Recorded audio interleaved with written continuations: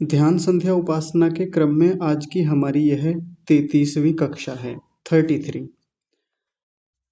तो ध्यान का प्रसंग चल रहा था और ध्यान के प्रसंग में ध्यान अ, वृत्तियों की बात चल रही थी कि हम वृत्तियों को कैसे अपने जीवन में देखें, पहचानें, उन पर काम करें।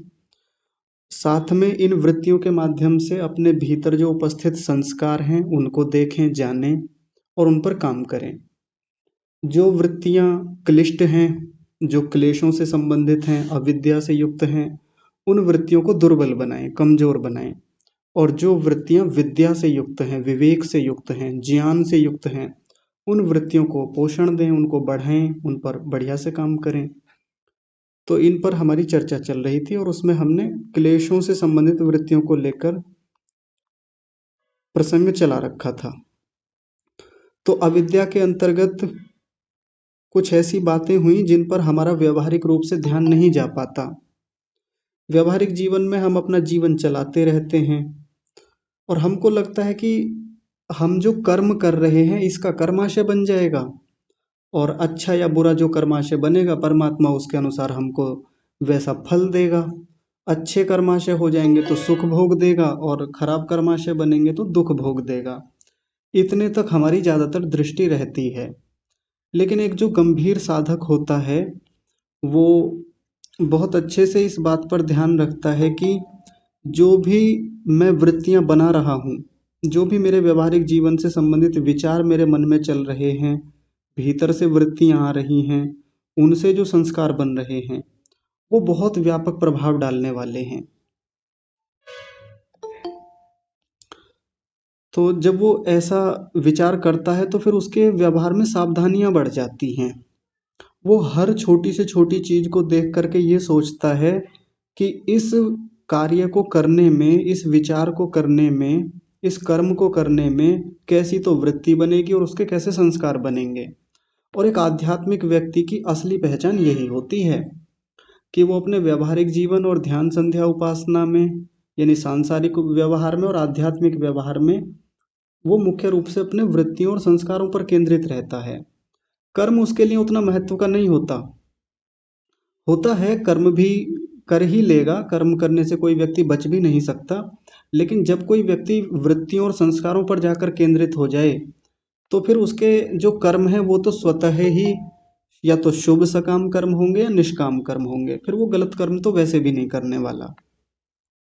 तो हमारी दृष्टि जो केवल कर्मों पर टिकी रहती है, कोशिश करें कि हम अपनी दृष्टि को वृत्तियों के स्तर पर जाकर देखें, क्योंकि पूरा योग शास्त्र, पूरी साधना पद्धति इन वृत्तियों पर ही टिकी हुई है। सारी की सारी यात्रा, सारी की सारी जद्दोजहद इसी के लिए हैं। तो इसी प्रसंग को आगे बढ़ाते हुए हम कल की कक्षा में अनात्म में आत्म की भावना हम कैसे करते रहते हैं, कैसे इस अविद्या को, इस क्लिष्टता को और बढ़ाते रहते हैं, इस पर हमारी बात चल रही थी। और कक्षा के अंत में मैंने एक बात रखी थी कि आज के दिन हम एक उदाहरण रखेंगे, एक बड़ी रोचक चर्चा रखेंगे, एक ऐसे व्यक्तित्व को रखेंगे जिसके जीवन में ये बड़ा सटीकता से दिखता है। तो वैसे तो बहुत सारे योगियों के, महापुरुषों के इतिहास के उदाहरण खूब मिल जाएंगे, लेकिन मैं आपके सामने एक ऐसा विलक्षण उदाहरण रखना चाहता हूँ जिस पर हमारी दृष्टि बहुत कम जाती है। तो उस उदाहरण को रखने से पहले एक छोटी सी जानकारी आप लोगों के लिए जो उदाहरण से ही जुड़ी हुई है। हम सब लोग जानते हैं कि भारत की जो संवैधानिक व्यवस्था है उसमें संसद है। संसद, आपने नाम सुना होगा पार्लियामेंट का। तो संसद के 3 अंग होते हैं। आप सोच रहे होंगे आज ये पॉलिटी की बातें कहाँ से होने लगी। तो यही आएगा विषय, सभी समझेंगे ध्यान से।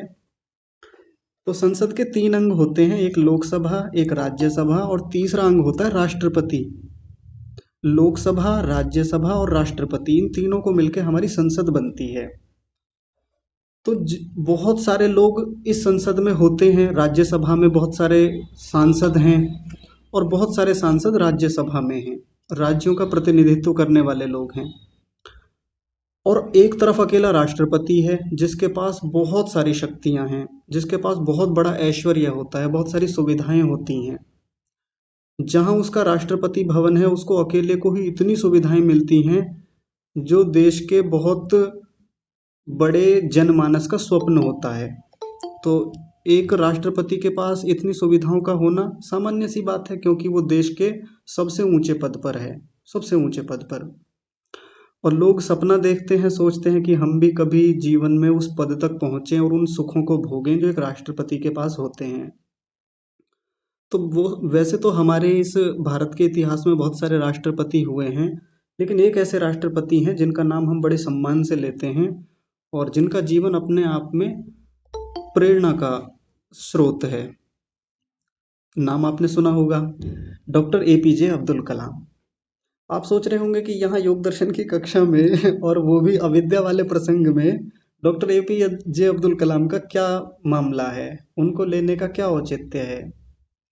तो डॉक्टर एपीजे अब्दुल कलाम के बारे में हम जानते हैं कि भारत के राष्ट्रपति रहे, साथ में वो मिसाइल मैन यानी एक बहुत बड़े वैज्ञानिक थे, साइंटिस्ट थे।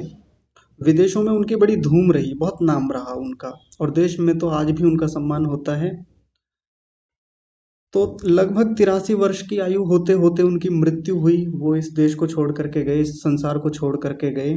तो सबसे बड़ी प्रेरणा की बात जो कम से कम हमारे जैसे लोगों को सीखने के लिए है उनके जीवन से, वो क्या है कि जिस समय उनकी मृत्यु हुई और मृत्यु हो जाने के बाद में जब उनकी संपत्ति को देखा गया कि उनकी संपत्ति कितनी है कुल मिलाकर के, तो जान करके बड़ा आश्चर्य होता है कि राष्ट्रपति जैसे सर्वोच्च पद का व्यक्ति, हमारे देश का सर्वोच्च पद होता है राष्ट्रपति का, प्रधानमंत्री भी उससे नीचे आता है।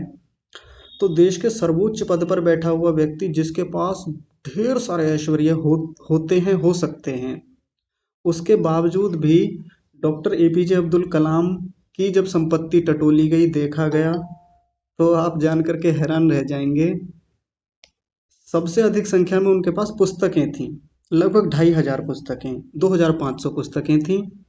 चलिए इसको संख्या में देखें तो बहुत बड़ी उन्होंने इकट्ठी कर रखी थी। एक व्यक्ति की संपत्ति होती है तो उन्होंने पुस्तकों के रूप में अपनी संपत्ति को संभाल के रखा था। लेकिन अगली जो बातें हैं ना वो बड़ी रोचक हैं। हम सोच रहे होंगे कि एक राष्ट्रपति रैंक का कोई व्यक्ति है तो उसके पास कितने वस्त्र होंगे, कितने उसके पास संपत्ति होगी, यानी उसका अपना खुद का भवन, गाड़ियाँ, और कितना धन उसके पास होगा, कितना बड़ा बैंक बैलेंस होगा, ये एक हम अनुमान कर सकते हैं। लेकिन कोई धन नहीं था उनके पास अंतिम समय में। थोड़ा बहुत हो सकता है वो अलग बात है, लेकिन ज़्यादातर यही मानते हैं कि धन था ही नहीं उनके पास। वस्त्रों की बात करें, केवल 6 शर्ट थी उनके पास, 6 मात्र। जीवन के अंतिम समय में 4 पैंट थी, 3 सूट थे, एक कलाई घड़ी, एक वीणा थी जिसको वो बहुत प्रेम से बजाया करते थे। ये तो भौतिक संपत्तियां थीं। उपाधियों के नाम पर बात करें, डिग्रियों के नाम पर बात करें, तो उनके पास 46 मानद उपाधियां थीं, डॉक्टरेट की उपाधियां। ये मानद उपाधियां क्या हैं? तो एक उपाधि तो वो है जो किसी यूनिवर्सिटी से हमें मिलती है जब हम उसमें पढ़ते हैं, जब हम उसमें शोध के कार्य करते हैं, जब हम उसमें एडमिशन लेते हैं, दाखिला लेते हैं, तो वो यूनिवर्सिटी उस पढ़ाई के बदले हमारा रिजल्ट देख करके हमको उपाधि देती है, डिग्री देती है। लेकिन डॉक्टर एपीजे अब्दुल कलाम इतना शानदार व्यक्तित्व थे कि उनकी उपलब्धियों के कारण बहुत सारे विश्वविद्यालयों ने उनको मानद उपाधियां दी, डॉक्टरेट की उपाधियां। और ये ऐसे ही नहीं मिल जाती किसी को कि फ्री में दे दी, कोई बड़ा व्यक्तित्व देख लिया तो ऐसे ही पकड़ा दी ऐसे थोड़ी ना होता है।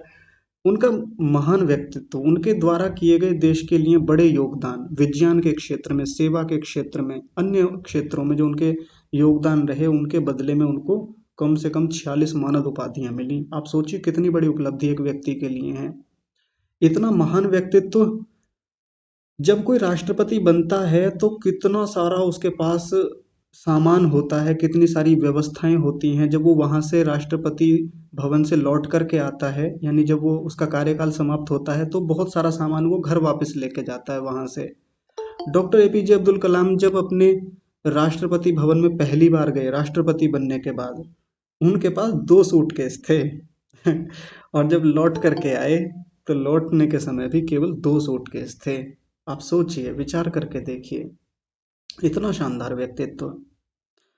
हम बहुत सारे योगियों की बात करते हैं, बहुत सारे तपस्वियों की बात करते हैं, साधकों की बात करते हैं कि देखो वो कितने अपरिग्रही हैं, उनके जीवन में कितना अपरिग्रह है, यानी कम से कम वस्तुएं वो संभाल कर रखते हैं, कम से कम वस्तुओं का उपयोग करते हैं, जीवन को जितना आवश्यकता है उतना ही धन को, बाकी वस्तुओं को इकट्ठा करके रखते हैं। लेकिन एपीजे अब्दुल कलाम साहब सीधे सीधे योग के क्षेत्र में हमको नहीं दिखेंगे, हमको उनका नाम इस रूप में शुमार नहीं मिलेगा कि हाँ वो बहुत बड़े योगी थे, महान तपस्वी थे, मुस्लिम परिवार में जन्मे। ये सही बात है कि हिंदू लोगों से उनका परिचय रहा, हिंदू संस्कृति से जुड़े रहे, या कहें भारतीय संस्कृति से जुड़े रहे, तो ये सब चीज़ें उनके जीवन का हिस्सा रहीं। लेकिन हम एक दूसरे सेंस में ये कह सकते हैं कि डॉक्टर एपीजे अब्दुल कलाम पर हमारी इस योग परंपरा का गहरा असर था, गहरा। हम आज के भी इस समय वर्तमान में जो राष्ट्रपति हैं उनको देख लें, हालांकि बहुत शानदार व्यक्तित्व द्रौपदी मुर्मू जी का है, लेकिन बाकियों की बात करें, चाहे प्रधानमंत्री जी को ले लें या भिन्न भिन्न राज्यों के मुख्यमंत्रियों को ले लें, आप जानते हैं कितना ऐश्वर्य जुटाने में लोग लगे पड़े हैं। यह भले ही सीधे सीधे उनकी संपत्ति ना हो, लेकिन आप उनका पहनावा देखिए, उनकी बाकी चीजें देख लीजिए, तो समझ में आता है कि उनके जीवन में योग कितना है, अपरिग्रह कितना है। तो हमारे जैसे लोगों के लिए डॉक्टर एपीजे अब्दुल कलाम आदर्श तो हैं, और ऐसे लोगों से सीखना भी चाहिए। जीवन के अंतिम समय तक आते आते जो भी धन रहा होगा, जो भी संपत्ति रही होगी, वो सब उन्होंने इधर उधर लगा दी जहां अच्छे कामों में लगाना चाहिए था। और एक मजे की बात देखिए, जीवन के अंतिम समय तक भी वो अपना खर्चा कैसे चलाते थे, जो उनको पेंशन मिलती थी उस पैसे से, और जो उनकी पुस्तकें जो उन्होंने लिखी थी वहां से जो रॉयल्टी मिलती थी, उस पैसे से वो अपना जीवन चलाते थे। रोचक बात देखिए, यानी कहीं से भी बहुत धन मिल सकता था उनको, राष्ट्र से या बाकी बचा के कितना रख सकते थे अपने जीवन के अंतिम समय के लिए, लेकिन नहीं बचाया। तो मुख्य बात यहाँ जो हमारे विषय से संबंधित है वो ये है कि हम सीखें ऐसे व्यक्ति से कि जो हम जुटाए चले जा रहे हैं, जुटाए चले जा रहे हैं, और हम ये सोच रहे हैं कि यह हमेशा रहने वाला है, ये मेरा है, ये मैं हूँ। और उस वस्तु के जाने पर, या जब हमको लगता है कि अब हम इस संसार से जाने वाले हैं, तो वो स्वस्वामी संबंध छूट नहीं पाता। अनात्म में आत्म का भाव इतना गहरा होता है कि हम स्वीकार ही नहीं कर पाते कि ये चीज अलग है और मैं अलग हूँ। शब्द से तो हम कह देते हैं कि ये तो मेरा घर है, जड़ वस्तु है, अस्थाई है, अनित्य है, और मैं आत्मा नित्य हूँ। तो कहने की बात कहने तक रहती है, लेकिन जो कलाम साहब की बात हमने यहाँ पर रखी, उन्होंने अपने व्यक्तित्व से, अपने जीवन से वो करके दिखाया, हम उनके जीवन में देख सकते हैं। डॉक्टर एपीजे अब्दुल कलाम कलाम तो राष्ट्रपति रहे, देश के सर्वोच्च पद पे रहे, एक छोटा सा ग्राम प्रधान भी हो ना, कोई गांव का मुखिया सरपंच भी हो, कोई विधायक भी हो, तो आप सोचते हैं कितनी करोड़ों अरबों की संपत्ति उसके पास होती है, कितना कुछ वो एक कार्यकाल में, 5 वर्ष के कार्यकाल में वो कितना इकट्ठा करके रख लेता है कि मेरी आने वाली 10 पीढ़ियां, 5 पीढ़ियां बैठ करके खाएंगी। इतना वो जुटा लेता है वहां से, इतना इकट्ठा करके रख लेता है। सारा मामला मन का है, सारा मामला उस तपस्या का है। जो व्यक्ति मुस्लिम परिवार से होते हुए भी, या उस बैकग्राउंड से होते हुए भी, या इतने ऊंचे ऐश्वर्य वाले जीवन से होते हुए भी इतना अपरिग्रही रहा, तो आप थोड़ा सा सूक्ष्मता से विचार करके देखिए कि ऐसे व्यक्ति का इस अनात्म में क्या आत्म का भाव कभी आया होगा? कभी नहीं आया होगा, क्योंकि वो जानता है कि ये जो संपत्ति है ये अस्थाई है, अनित्य है, अलग वस्तु है, मुझ आत्मा से एकदम भिन्न है। ये आज है, कल नहीं रहेगी, मैं भी आज हूँ, कल नहीं रहूंगा, मेरा शरीर छूट जाएगा, मैं आत्मा फिर किसी और यात्रा पे निकल जाऊंगा। शायद ऐसे भाव उनके रहे होंगे, इस कारण से उनका इतना उत्तम जीवन हमारे सामने रहा। तो मैंने एक ऐसा उदाहरण आपके सामने रखा जिस पर हमारी दृष्टि प्रायः नहीं जाती है। बाकी तो अपने महान परंपरा में बहुत सारे ऋषि मुनि, महात्मा, तपस्वी, साधु, सन्यासी खूब मिल जाएंगे, और ऐसे भी मिल जाएंगे कि जो बाहर से दिखने में एक योगी का बाना रखे हुए हैं, यानी योगी की वेशभूषा में हैं, बाहर से एक सन्यासी तपस्वी की भूमिका में दिखेंगे हमको, उनके व्याख्यान, उनकी बातें भी वैसी मिलेंगी, लेकिन अंदर से स्थितियां कुछ और हो सकती हैं। हो सकता है ऐसा। अब एक बड़ी और इसमें रोचक बात है जो आज सबके सामने इसी विषय को लेकर रखनी थी। जैसे मान लीजिए किसी व्यक्ति ने इस विषय को ठीक से पढ़ा और समझा कि अनात्म में आत्म की भावना नहीं होनी चाहिए। मैं आत्मा अलग हूँ और इस संसार की हर चीज, यहाँ तक कि मेरे अपने सगे संबंधी जिनको मैं अपना माने बैठा हूँ, वो भी बिल्कुल एकदम अलग सत्ताएं हैं, अलग चीजें हैं। तो एक योगी भी जब वो बहुत ऊंचे स्तर पर जाएगा और ऊंचे स्तर पर जाएगा और एक बहुत अच्छी स्थिति बना लेगा इस चीज के लिए, तो मान लीजिए उसके सामने किसी की मृत्यु होती है, कोई अपनी मूल्यवान वस्तु उसके सामने से जा रही होती है, तो ऐसा हो सकता है कि वो उसको बचाने का प्रयास करेगा। थोड़ा बहुत कष्ट होगा, थोड़ा बहुत रोना आ सकता है और इमोशनल हो जाए ऐसी स्थिति में, वो प्रयास करे बचाने का, थोड़ा प्रतिकार करे, विरोध करे। तो ऐसे में आश्चर्यचकित होने की आवश्यकता नहीं है कि देखो वैसे तो दावा करते थे कि योगी हैं, वैसे तो बातें करते थे कि अनात्म में आत्म का भाव नहीं होना चाहिए, और अब देखो अब इनका घर जैसे टूटने की स्थिति में था, घर समाप्त हो रहा था या कोई चोर चुरा के ले जा रहा था, तो ये विरोध कर रहे थे, वहां पे प्रतिकार कर रहे थे। अरे विरोध क्यों कर रहे थे? या कोई संबंधी मर गया तो आंखों में आंसू क्यों आ गए थे इनके? वैसे तो बड़े योगी बनते थे, है ना? ऐसे कई बार हम लोग ऐसे व्यक्ति के ऊपर आक्षेप करते हैं, अंगुलियां उठा देते हैं। तो इसमें कोई बहुत आश्चर्य करने की बात नहीं है। सामान्य रूप से कोई भी वस्तु किसी की जा रही है, साधन जा रहा है, तो बचाने के लिए एक योगी व्यक्ति भी प्रयास करेगा, बिल्कुल करेगा। वो जिस आश्रम में रहता है, जिस परिवेश में, जिस परिवार में, जिस घर में या जहां भी रह रहा है, वहां यदि कोई हानि होती दिखती है, तो उसको बचाने के लिए क्यों प्रयास ना करे? वो साधन को ही तो बचाना चाहता है, क्योंकि उसी साधन से उसका जीवन चलता है, उसी साधन से वो आगे ध्यान में और बढ़ने का प्रयास करता है। हाँ, इतनी बात है कि वो बाकी लोगों की तरह उतना बेचैन नहीं हो जाएगा, इतना दुखी नहीं हो जाएगा जैसे बाकी लोग परेशान हो जाते हैं, कई कई दिन हो जाते हैं वो उस पीड़ा से बाहर नहीं निकल पाते। कोई संबंधी की मृत्यु हुई तो चूंकि उस अनात्म में आत्म का भाव इतना गहरा कर रखा है कि अब स्वीकार नहीं कर पाता व्यक्ति। लेकिन योगी व्यक्ति को कष्ट हो सकता है, थोड़ा बहुत होगा निश्चित रूप से। किसी के साथ जब कुछ लगाव होता है तो जाने से एक वियोग का जो दुख है, जो पीड़ा है, वो होगी सामान्य रूप से, लेकिन बड़ी जल्दी ये सहज हो जाएगा, बड़ी जल्दी अपने आप को नियंत्रित कर लेगा, संयम कर लेगा। महर्षि दयानंद सरस्वती के जीवन का ही उदाहरण है। गुरु के पास लगभग 3 वर्षों तक रहे, जहाँ तक मेरी जानकारी है। खूब पढ़ी विद्या उनसे, और उनके जीवन का सबसे बड़ा टर्निंग पॉइंट तो यही था कि इतने महान गुरु से उनका मिलन हुआ और सत्य विद्या उनको मिली। उनके साथ खूब धूमधाम से उनका जीवन चला, बहुत बढ़िया से विद्याएं पढ़ी, बहुत कम समय में इतनी ऊंची ऊंची विद्याएं उन्होंने पढ़ ली, इतनी गहरी विद्याएं पढ़ ली जो शायद कहीं और से ना मिल पाती। तो ऐसे श्रेष्ठतम गुरु के मिलने पर जब आगे जीवन चला तो एक दिन सूचना मिलती है कि जो स्वामी विरजानंद जी उनके गुरु थे, उनका देहावसान हो गया, उनका देहांत हो गया। तो अब हम कहने को कह भी सकते हैं कि वो नहीं रोए या नहीं हुए, लेकिन हो सकता है रोना आया होगा, हो सकता है थोड़ा बहुत कष्ट उन्हें हुआ हो उनके जाने पर। तो ऋषि दयानंद ने वहां पर बोला था कि आज व्याकरण का सूर्य अस्त हो गया। यानी वो अपने गुरु को व्याकरण का महान पंडित मानते थे, जिनसे उन्होंने ये सब सीखा।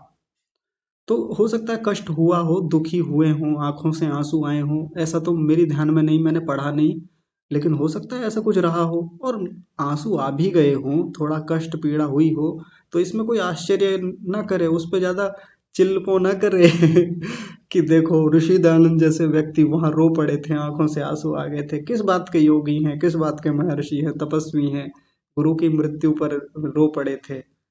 हो सकता है ऐसा रो पड़े, लेकिन ऋषि दयानंद के जीवन को हम देखते हैं कि वहीं से सामान्य होकर जो गुरु का आदेश था, जो अपने कर्तव्य थे राष्ट्र के प्रति, धर्म के प्रति और अपने प्रति, वो उन्होंने धूमधाम से वहीं से शुरू कर दिए थे।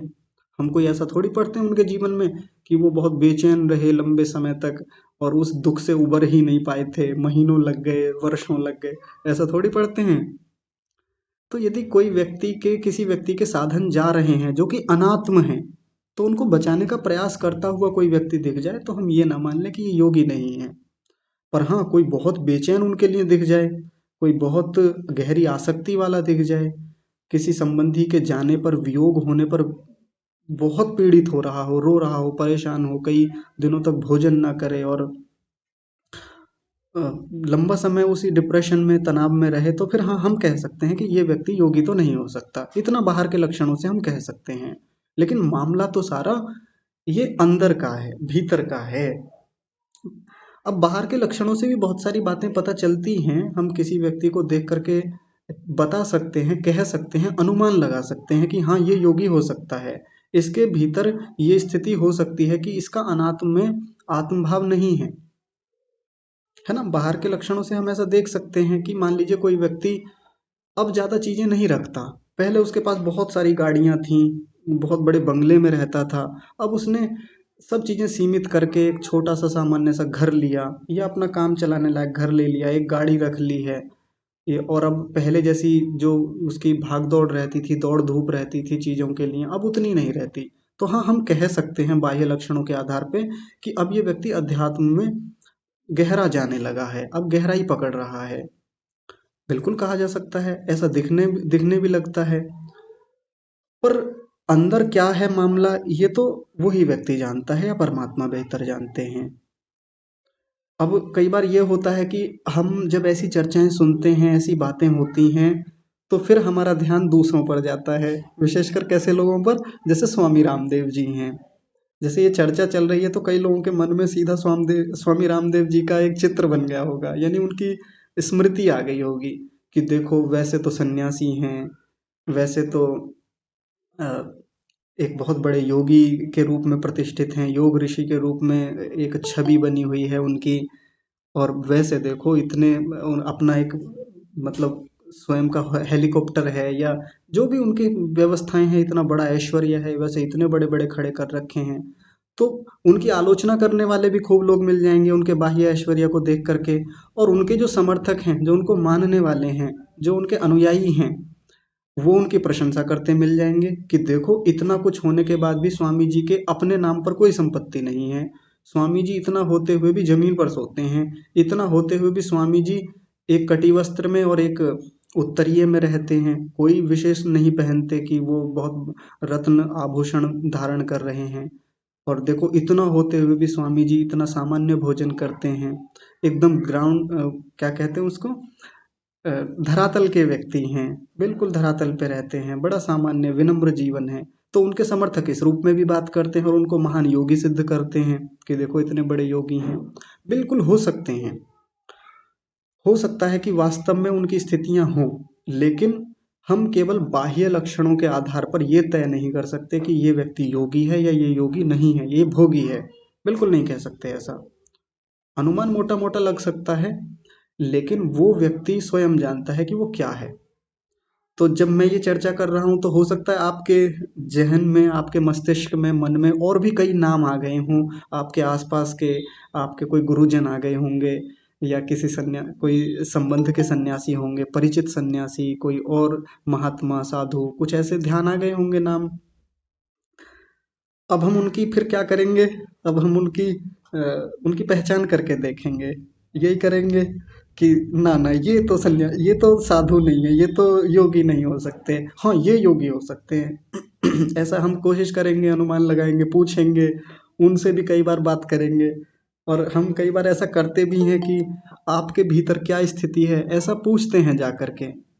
जैसे मान लीजिए हम लोग यहाँ इस विषय को पढ़ रहे हैं और हमारे घर पे कोई साधु सन्यासी टाइप के व्यक्ति आ जाएं, तो हम उनको लेकर बैठ जाएंगे, शंका समाधान करेंगे और हमारे मन में एक चलता रहता है कि एक बार पूछ के तो देखूं कि वास्तव में ये योगी या ये एक कुछ सिद्धि प्राप्त कोई सच में साधु हैं या नहीं है।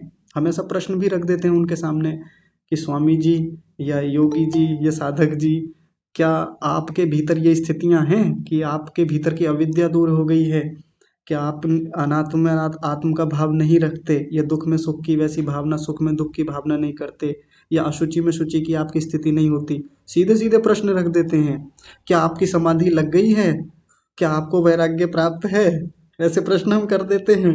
ये नहीं कर पाते तो कई बार उनकी बातचीत सुन करके हमारे भीतर एक उत्सुकता रहती है, एक उत्कंठा रहती है कि हम जाने इनके बारे में। ऐसा होता है ना? और अगर किसी के बारे में पता चल जाए कि हाँ ये हैं ऐसे इस प्रकार के व्यक्ति, तो हमारी श्रद्धा बढ़ जाती है। और यदि कोई भी एक भी क्लू ऐसा मिल जाए, कोई एक ऐसा बिंदु हमको मिल जाए कि ना ना ना इनका तो ऐसा नहीं है, फिर हमारी श्रद्धा, हमारी आस्था, हमारा विश्वास, हमारा फेथ वहां से क्या हो जाता है, ढीला पड़ जाता है, कमजोर पड़ जाता है। तो किसी अंश में, किसी स्तर पर, किसी व्यक्ति के साथ हो सकता है थोड़ी सी न्यूनताएं हों। हो सकता है उस व्यक्ति ने इन ऊपर की तीन चीजों पर बहुत शानदार काम किया हो। ध्यान से समझेंगे सभी लोग, ध्यान दीजिए एक बार फिर से यहाँ। किसी व्यक्ति ने अनित्य में नित्य की भावना, जिस पर हमने पिछले दिनों खूब चर्चाएं की, अशुचि में शुचि की भावना को लेकर के और दुख में सुख की भावना को लेकर के बहुत बेहतर काम किया हो अपने जीवन में। इनसे संबंधित जो अविद्या है, इनसे संबंधित जो वृत्तियां और संस्कार हैं, उनको बहुत कमजोर बना लिया है अपने भीतर। यह एक ऐसी स्थिति में जाकर के खड़ा हो गया है कि अब ये समाप्ति की ही ओर है। और हो सकता है अभी अनात्म में आत्म की भावना को उतना नहीं कर पाया हो। थोड़ा सा मान लीजिए उसकी खड़ाऊं किसी ने ले ली, उसका कटिवस्त्र किसी ने ले लिया, तो थोड़ा सा वो परेशान हो गया हो, थोड़ा सा वो बेचैन जैसा हो गया हो, दिख जाए, तो हम ये एकदम से आस्था ना हटा लें उस व्यक्ति के ऊपर से, या हम उसके ऊपर से ये ना कर लें कि देखो वैसे तो कहते हैं कि मैं 2-2 घंटे 3-3 घंटे समाधि में बैठ जाता हूँ। और एक लंगोटी के प्रति, एक कटिवस्त्र के प्रति बेचैन हो गए थे उस दिन। कमंडल के पीछे ऐसा हो गया था, थोड़ा सा नोक झोंक हो गई थी। हो सकता है कहीं किसी स्तर पे जाके हो जाए, उतने अंशों में हम मान सकते हैं कि हाँ अविद्या तो है। कई बार हो भी जाता है कि व्यक्ति इतने बड़े घर को छोड़ करके आ गया है, लेकिन कमंडल के प्रति राग रह जाता है, कमंडल को छोड़ना नहीं चाहता। कोई शिष्य, कोई संगी साधु मांग ले तो छूटता नहीं है कमंडल, ना ये कमंडल मैं नहीं दे सकता, कमंडल मुझे उन्होंने दिया था, दान में दिया था, और ये कमंडल मुझे बहुत प्रिय है। तो छोड़ करके बहुत कुछ आ गया है, लेकिन सारी संवेदनाएं, सारी की सारी इच्छाएं, सारी की सारी आसक्ति कमंडल पर आकर टिक गई है। एक कटिवस्त्र, एक खड़ाऊं या जटाओं पर कहीं भी कोई वस्तु हो सकती है। यानी अनात्म में आत्म की भले ही थोड़ी सी सही, लेकिन भावना हो सकती है ऐसी। तो एकदम से हम किसी के प्रति अनास्थावान ना हो और आस्थावान भी पूरी तरह से ना हो जाए कि हाँ ये बाहर से ऐसे दिखते हैं तो अंदर से भी साधु ही होंगे, अंदर से भी योगी ही होंगे। अब एक बड़ी मुख्य बात यहाँ ये है कि दूसरों को पहचानने की प्रक्रिया में हम बड़ी तेजी से एक जजमेंटल एटीट्यूड बनाते हैं, है ना। जब किसी दूसरे को पहचानने की बात आए तो सीधे सीधे हम उस मामले में क्या होते हैं, जज होते हैं, न्यायाधीश बनते हैं। हाँ ये साधु हैं, ना ना ना ये साधु नहीं है, ये तो बहुत दुष्ट हैं, ये तो बड़े व्यभिचारी हैं। सीधा क्लियर कट हमारा एकदम डिसीजन होता है वहां पर, एकदम स्पष्ट हमारा कथन, हम सीधा निर्णय सुनाते हैं। ना ये तो कमीन है, ये तो बदतमीज है, ये तो ऐसे हैं जी, ऐसा ही होता है ना। ना ये बड़े योगी हैं, ये तो सिद्धि प्राप्त हैं। या तो काला या सफेद, ब्लैक एंड व्हाइट में ही हम देखते हैं सीधे चीजों को। लेकिन जब अपनी बात आती है तो उस मामले में हम क्या होते हैं, सबसे बड़े एडवोकेट होते हैं। नहीं नहीं, दरअसल मेरे साथ कुछ ऐसा है कि इस मामले में मैं ऐसा हूँ, इस मामले में मेरे साथ थोड़ी ये चीजें चल रही हैं, मैं निकल जाऊंगा मैं इस चीज से, अभी थोड़ा सा यहाँ उलझा हुआ हूँ। लंबी व्याख्याएं, लंबी बहस, और उस पर बहुत सारे दृष्टांत, बहुत सारी बातें। अभी ना मेरे साथ थोड़ी ये चिंताएं हैं, थोड़ा सा ये जिम्मेदारी है, यहाँ से निकल जाऊं तो इस अविद्या को कर ही लूंगा। और अभी थोड़ा सा इसमें बचा हुआ है, इसमें थोड़ा सा है, इस पर मैंने काम किया है। ऐसी लंबी व्याख्याएं, और उसके तर्क में, वितर्क में बहुत सारी बातें हम रखते हैं। वो कहावत तो आपने सुनी ही होगी ना कि दूसरों के मामले में हम सबसे अच्छे जज होते हैं और अपने मामले में सबसे अच्छे वकील हैं। ये बात मैं यहाँ क्यों कर रहा हूँ, यहाँ बताने की क्या आवश्यकता है।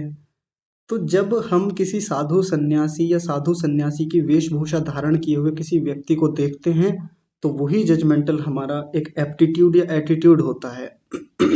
और हम सीधा उसका एक क्लियर कट स्टेटमेंट के साथ हम निर्णय निश्चय करना चाहते हैं कि ये योगी हैं या नहीं है। और हम कह भी देते हैं, कई बार पब्लिकली हम उसको बोल भी देते हैं, यानी सार्वजनिक रूप से घोषणा, ये योगी हैं, ना ना ये योगी नहीं है। ये सारी यात्रा, ये सारी चर्चाएं, ये सारा कुछ किसके लिए है? अपने लिए। ये सारी बातचीत, ये सारा कुछ जो हम यहाँ कर रहे हैं, सीखना चाहते हैं, ये सब किसके लिए है? मेरे अपने लिए। मैं इस अविद्या को दूसरों में क्यों खोजता फिरूं? कई बार होता है कि हम देखते हैं, एक अनुमान लगता है, दूसरों के अनुभवों से भी सीखते हैं, दूसरों को देख करके हम समझना चाहते हैं कि इनके भीतर अविद्या कितनी है, हो सकती है। हम किसी व्यक्ति को बहुत बेचैन दिखें किसी चीज़ के लिए, तो हाँ लगता है कि हाँ देखो ये कितने अविद्या में हैं। इतने तक दृष्टि ठीक है, बढ़िया है। लेकिन जब हमारा सीधा ये स्थिति बन जाती है कि हम सीधा घोषणा करने पे लग जाते हैं, सीधा हम सर्टिफिकेट बांटने लगते हैं, प्रमाण पत्र देते हैं योगी होने का और योगी ना होने का। अब आकर टिक जाएं अपने ऊपर। हम सबसे पहले अपने आप को देखें, स्वयं का अवलोकन करें, आकलन करें, अपने आप को सर्टिफिकेट दें सबसे पहले, है ना। बाहर तो हमने खूब सर्टिफिकेट बांटे हैं, और बहुत सारे लोगों का सच में ही धंधा ये है, उनका व्यवसाय, उनका प्रोफेशन ये है, वो दिन रात सर्टिफिकेट बना रहे हैं सामने वाले के आध्यात्मिक होने या ना होने का। उनके पास दो ही चीजें होती हैं सर्टिफिकेट में लिखने के लिए, ये योगी है, ये भोगी है, यानी ये योगी है और ये योगी नहीं है। लेकिन जब अपना सर्टिफिकेट बनाने की बात आती है, तो अपने नाम पर कागज खत्म हो जाते हैं कि ना जी अभी सर्टिफिकेट नहीं मिलेगा क्योंकि कागज समाप्त हो गए हैं। तो सबसे पहले सर्टिफिकेट अपना बने। अब हम झांक कर देखें, ये जो हमारी चर्चा अविद्या को लेकर पिछले कई दिनों से चल रही है, तो इन चारों चीजों को बड़ी बारीकी से देखना शुरू करें, व्यवहारिक जीवन में देखें, ध्यान में बैठकर देखें कि इनमें किस चीज का अंश ज्यादा है, किस चीज का अंश कम है। एक अनुक्रम बनाए, मैं हमेशा अनुक्रम बनाने की बात कहता हूँ कि कौन सी चीज किस मात्रा में ज्यादा है, किसको मैंने कम कर रखा है, कौन सी वास्तव में ही कम है मेरे जीवन में। तो इनका एक क्रम बना लें, किस पर काम करने की ज्यादा आवश्यकता है, किसी पर उतना काम करने की आवश्यकता नहीं है। व्यवहारिक जीवन में किसको लेकर चीजें ज्यादा बिगड़ी हुई हैं और किस पर मेरा शानदार नियंत्रण है, बहुत अच्छा मैं इस पे काम कर पा रहा हूँ। ऐसा इन चारों को देखें, तो फिर एक स्थिति हमारी खुद से समझ में आ जाएगी कि हम कितने गहरे पानी में हैं, है ना। यही कहते हैं ना कि कितने गहरे पानी में हैं। तो वहां से समझ में आ जाएगा। तो अविद्या की बात समझ में आ रही है कि अविद्या कहाँ तक हो सकती है, जिस पर प्रायः विचार नहीं जा पाता हमारा। और फिर इन्हीं चारों से संबंधित अविद्या के जो ये चार बिंदु हैं, अनित्य में नित्य की भावना कर लेते हैं, अशुचि में शुचि की या शुचि में अशुचि की, दुख में सुख की, सुख में दुख की, अनात्म में आत्म की और आत्म में अनात्म की। ये जो भावनाएं होती हैं, इनकी कितनी वृत्तियां आकर के ध्यान साधना में हमको परेशान करती हैं, ये कुछ ही दिन में समझ में आने लगेगा। जैसे जैसे एक एक वृत्ति को पकड़ेंगे, जैसे जैसे इन पर काम करेंगे, प्रतिपक्ष भावना करेंगे, तो ये वृत्तियां ढीली पड़ने लगेंगी, कमजोर पड़ने लगेंगी। अब तक आकर जो ये हमारे ध्यान को बिगाड़ रही थी, परमेश्वर में ध्यान को नहीं लगने दे रही थी, या चित्त को एकाग्र अवस्था में नहीं जाने दे रही थी, समाधि की ओर नहीं जाने दे रही थी, कुछ दिन में हमको बड़े सुंदर सकारात्मक परिणाम दिखने लगेंगे। और अविद्या केवल इतने मात्र से भी दूर नहीं होती है कि हम केवल बाहर के जगत को देखते रहें। हाँ, ये भी होता है कि बाहर के जगत को देखकर, बाहर के लोगों को देखकर, अपने व्यवहार को देखकर हम समझते हैं। ये भी अविद्या को समझने का, उसको दूर करने का एक रास्ता है। लेकिन एक चीज और है, वो है स्वाध्याय, वो है शास्त्र।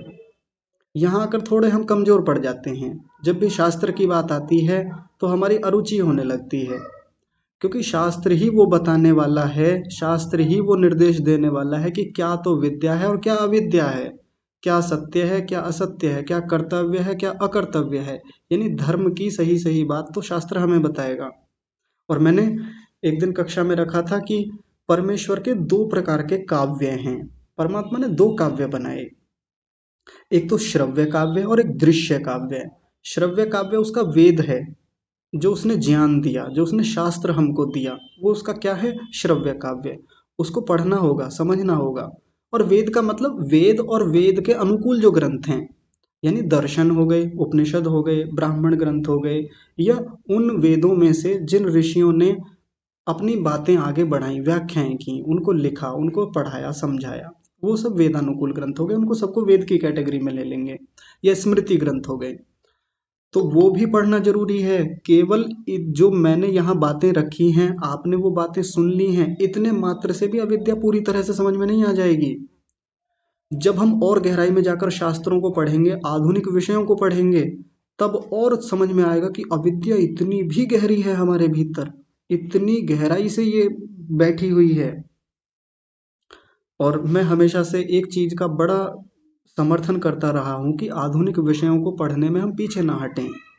आधुनिक विषयों में जो भी हमको विज्ञान के विषय पढ़ने को मिल रहे हैं, सबको पढ़ने का थोड़ा थोड़ा प्रयास करना चाहिए। और आजकल कोई ऐसी असुविधा नहीं है कि हमको ना पढ़ने को मिले जी। हम बहाने बनाते रहे, कहाँ से पढ़ें, कोई है ही नहीं पढ़ाने वाला, सब सुविधाएं उपलब्ध हैं।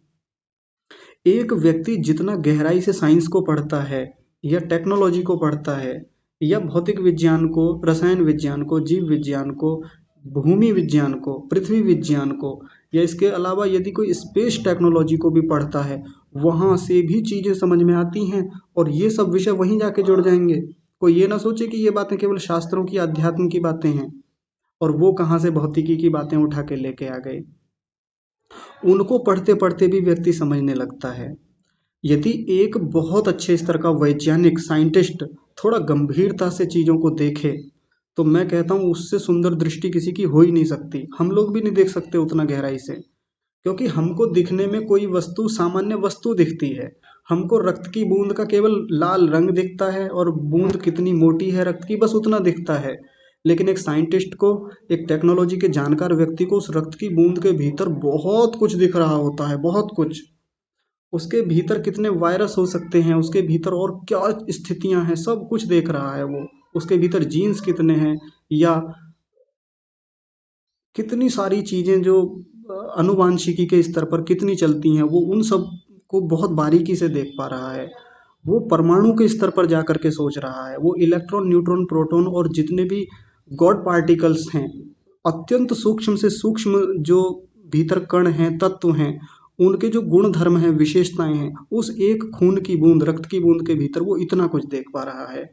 तो सोचिए वो व्यक्ति अशुचि में शुचि की कितनी सुंदर भावना बना लेगा। वो दुख में सुख की कितनी सुंदर, क्षमा कीजिए, मतलब इनके विरोध में कैसी भावना बना लेगा। यानी अशुचि में अशुचि को देख पाएगा, शुचि में शुचि को देख पाएगा, दुख में दुख को, सुख में सुख को, अनात्म में अनात्म को, आत्म में आत्म को, अनित्य में अनित्य को, नित्य में नित्य को कितना सुंदरता से और बारीकी से देख पाएगा, जो शायद हम नहीं देख पाएंगे। हमारे लिए सामान्य रक्त की एक बूंद, एक रक्त की बूंद है मात्र, बस। एक सामान्य व्यक्ति के लिए मिट्टी का ढेला केवल मिट्टी का ढेला है। लेकिन एक किसी वैज्ञानिक के लिए, जो जिसने कृषि विज्ञान को अच्छे से पढ़ा है, जिसने एग्रीकल्चर को ठीक से समझा है, जिसने उस पर बढ़िया से काम किया है, जिसने उसमें सूक्ष्मता से जाकर चीज़ों को देखा है, तो शायद हम भी उतना गहराई से नहीं देख पाएंगे। हमारे लिए मिट्टी का ढेला मात्र है, बस, जिसमें कुछ थोड़े से कण हैं मिट्टी के। थोड़ा बहुत हमें सुगंध आ जाएगी उसमें से ले दे के, हम थोड़ा बहुत उसके रंग के बारे में बता सकते हैं कि ऐसा रंग है जी मिट्टी का। इससे ज़्यादा हम शायद कुछ नहीं बता पाएंगे। थोड़ा बहुत ज़्यादा से ज़्यादा कुछ बता देंगे कि इसमें जी कैल्शियम हो सकता है, इसमें फॉस्फोरस हो सकती है, इसमें जिंक हो सकता है, इतने तक। वो भी केवल ऊपर ऊपर से सुनी हुई जानकारियों के आधार पर कह सकते हैं। लेकिन एक वैज्ञानिक कितना बारीकी से एक मिट्टी के ढेले को देख पाएगा, ये तो वही जानता है बढ़िया से। पढ़ना तो पड़ेगा ना, समझना तो पड़ेगा, उन सब चीज़ों पर काम करना ही होगा। मैं ये नहीं कहता कि हम बिल्कुल उसकी गहराई में हर विषय को पढ़ेंगे पढ़ेंगे जी, आवश्यक नहीं है। लेकिन जिस भी विद्या को हम पढ़ें, जहाँ भी जा कर के पढ़ें, तो कोशिश करें कि उसको गहराई से पढ़ें, अच्छे से पढ़ें। तो एक मिट्टी के ढेले के भीतर एक वैज्ञानिक क्या क्या देख सकता है, कितनी सूक्ष्मता में जा कर के उसके भीतर होने वाली क्रियाओं, प्रतिक्रियाओं, उसके जो गुण धर्म हैं, कैसे उसमें कणों का एक संयोग बना हुआ है, कौन से बल काम करते हैं उसके भीतर, उनकी नित्यता, अनित्यता, शुचिता, अशुचिता, उनसे होने वाले सुख दुख, अनात्म आत्म, और उसमें जीवों की क्या क्या स्थितियां हैं, सूक्ष्म जो उसमें छोटे छोटे सूक्ष्म जीव हैं, उनकी क्या क्या स्थितियां उनके भीतर हो सकती हैं, उन सबका कितनी बारीकी से अवलोकन कर पाएगा, अध्ययन कर पाएगा। साथ में उस वैज्ञानिक को थोड़ा सा अध्यात्म मिल जाए, है ना, थोड़ा सा अध्यात्म मिल जाए, ये बातें मिल जाएं, ये चीज़ें सीखने को मिल जाएं शास्त्र से, तो कमाल कर देगा। और मैं अपनी भाषा में कहता हूँ धुआं उठा देगा। है ना? तो जब वो व्यक्ति उधर भौतिकी क्षेत्र में इतने गहरे अनुसंधान करके इतनी ऊंची उपलब्धि प्राप्त करने की एक संभावना रखता है, तो हम लोग इस अध्यात्म के अच्छे जानकार होने के बाद हम भौतिकी के विषयों को क्यों नहीं उठाते?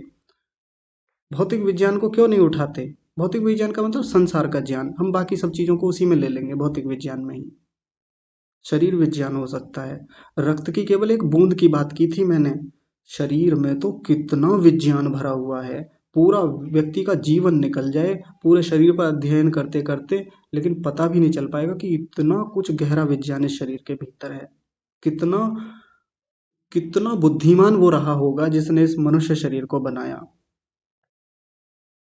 तो फिर परमात्मा से जाके सब चीज़ें जुड़ती हैं, उसी अध्यात्म से जाके सब चीज़ें जुड़ जाती हैं।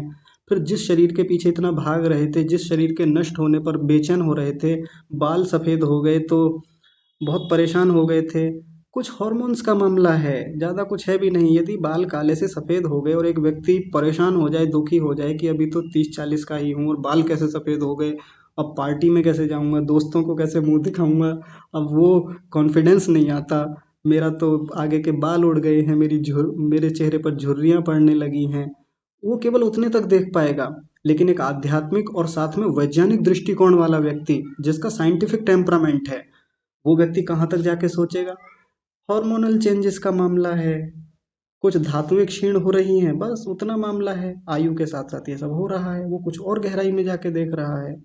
थोड़ा सा यदि उपचार कर लिया जाए, हॉर्मोन्स को थोड़ा सामान्य स्थितियों में ला दिया जाए, तो हो सकता है काले हो जाएं फिर से, या हो सकता है फिर से ये झुर्रियाँ कम हो जाएं। लेकिन कितने दिन के लिए?